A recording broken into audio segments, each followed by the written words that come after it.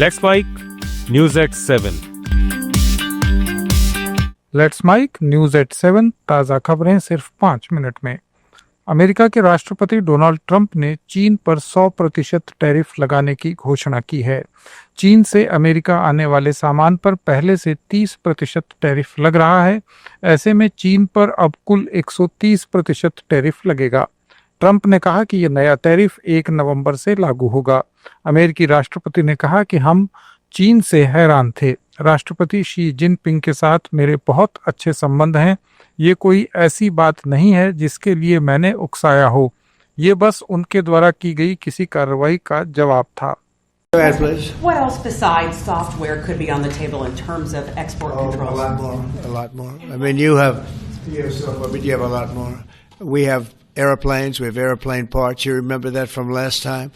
And we were just surprised that China. I have a very good relationship with President Xi, and they did that. This is not something that I, instigated. This was just a response to something that they did. And they didn't really aim it at us. They aimed it at the whole world. The whole world is subject to it. So I thought it was very, very bad. But we have many things, including a big thing is airplane. They have a lot of Boeing planes, and they need parts and lots of things like that, Steve. चीन ने rare earth material पर निर्यात को और कड़ा कर दिया था, जिसके जवाब में ट्रंप ने नए टैरिफ लगाए हैं। इन नियमों के तहत चीनी मिनरल्स या तकनीक का इस्तेमाल करने वाली विदेशी कंपनियों को लाइसेंस लेना होगा। चीन ने किसी विदेशी सेना से जुड़ी कंपनियों को भी ऐसे लाइसेंस न देने की बात कही है। चीन के पास दुनिया के 17 रेयर अर्थ मटेरियल्स हैं जिन्हें वो दुनिया को निर्यात करता है।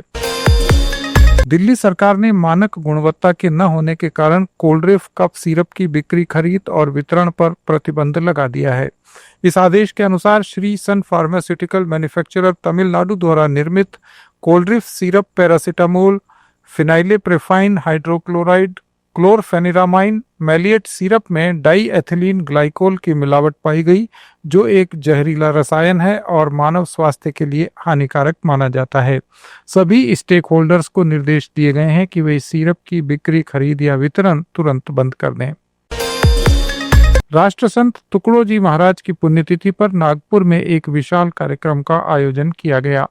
केंद्रीय मंत्री नितिन गडकरी ने कहा कि तुकडोजी महाराज का मानना था कि कोई व्यक्ति अपनी जाति, धर्म, भाषा या संप्रदाय से नहीं बल्कि अपने गुणों से महान होता है। राष्ट्र संत तुकडोजी महाराज, इनकी आज पुण्यतिथि है और स्वाभाविक रूप से उनको अभिवादन करने के लिए आज नागपुर विद्यापीठ ने बहुत बड़ा कार्यक्रम आयोजन किया। राष्ट्र संत का नाम हमारे यूनिवर्सिटी को है और इसमें 2 विश्व रिकॉर्ड हुए हैं। जो स्वर्गीय तुकडोजी महाराज थे, उन्होंने जनता का प्रबोधन किया। समता, स्वातंत्र्य, बंधुभाव, मानवता और स्वच्छता, ये उनके अभियान के विषय थे। उनको बहुत बड़े प्रमाण पर मान्यता है कि कोई भी व्यक्ति जात, पंथ, धर्म, भाषा, सेक्स से बड़ा नहीं होता, उसके गुणों से बड़ा होता है। कर्नाटक के उप मुख्यमंत्री डी.के. शिवकुमार ने बेंगलुरु सुरंग सड़क परियोजना के विषय पर कहा कि हमने पूरे लालबाग और सुरंग की योजना को देखा है और निर्देश दिए हैं कि आधे एकड़ के छोटे से क्षेत्र में इसका काम किया जाएगा। इसका उपयोग परिसर की सीमा पर किया जाएगा। शिवकुमार ने कहा कि हम जानते हैं कि इस क्षेत्र की सुरक्षा कैसे करनी है। ईडी ने रिलायंस पावर लिमिटेड के एग्जीक्यूटिव डायरेक्टर और chief financial officer Ashok Kumar Pal को गिरफ्तार किया है। पाल पर अनिल अंबानी की रिलायंस ग्रुप से जुड़े 68 करोड़ 20 लाख रुपए की फर्जी बैंक गारंटी और इनवॉइसिंग का आरोप है। ईडी के मुताबिक पाल ने रिलायंस होम फाइनेंस और रिलायंस कमर्शियल फाइनेंस से 12,524 करोड़ रुपए के लोन बांटे, जो ज्यादातर अनिल अंबानी ग्रुप की कंपनियों को दिए गए। पाल पर फर्जी दस्तावेजों को मंजूरी देने और पैसे गलत तरीके से ट्रांसफर करने का भी आरोप है। ये थी अब तक की अहम खबरें। अपडेट्स के लिए जुड़े रहिए लेट्स माइक के साथ।